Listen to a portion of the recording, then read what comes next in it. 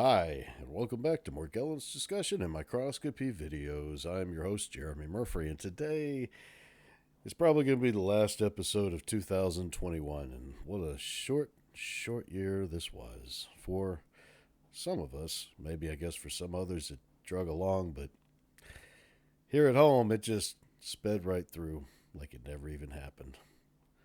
But we want to make sure you all are on board for 2022. So, if you haven't already, hit that subscribe button, punch that like, hit the notification bell, and let's get ready to do this.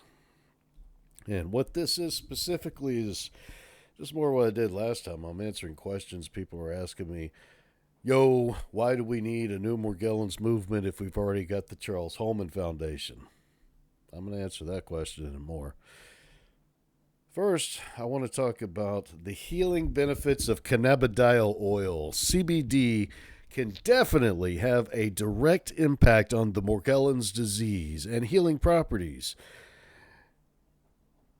And if you don't believe me, I'm going to leave a link in the description below to go check out some information about how cannabidiol oil can benefit, especially if you're dealing with an acne-like situational Morgellons disease.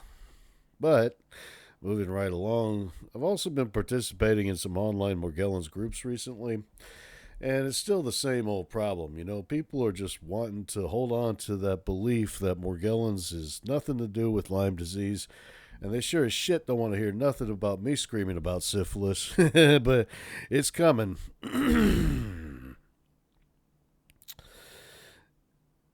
So in these groups, the one thing you really have to pay attention to is what the science has been able to demonstrate, and the fact that anybody who wants to challenge the assertions of the science has to be able to prove evidence to the contrary. And thus far, nobody has been able to do so, much less inside a peer-reviewed journal of any kind of quality. I've seen a lot of contemporary Morgellons research, and it's fairly easy to debunk, especially when it's regarding Morgellons as a psychosomatic condition. Because the evidence is overwhelming, it's compelling. It is pretty unreasonable at this point to suspect that Morgellons could be psychosomatic when it has been so thoroughly demonstrated that Morgellons disease is associated with spirochetal infections like syphilis and others, which we will be researching. So, when you're in these online groups, just stick with what the research has demonstrated and go back and read that research. You know, I mean, these studies, they're not that long when you break them up a little bit every day. I don't know, maybe you can get through a whole study a day. Maybe you can do a series of 5, 6, or even 7 studies in a week. Just read one a day. But you got to be familiar with what they say and what they don't say, and you have to have a good hunch of what they're going to be able to disprove. A lot of what I do, believe it or not, is just I have a hunch that the research is going to be accurate about whatever people are debating. And typically when I go look for it, it's there. There is some kind of evidence that what people are talking about and my perspective on that issue is usually supported by some kind of contemporary scientific evidence. But the issue there is contemporary. There has to be something that's been made within the past decade which demonstrates clearly evidence that is indisputable about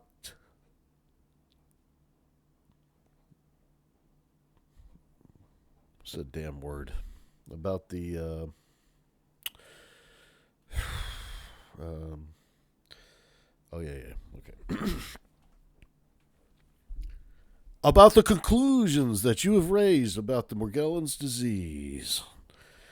You know, and the conclusions are pretty simple. Morgellons is associated with spirochetal infection.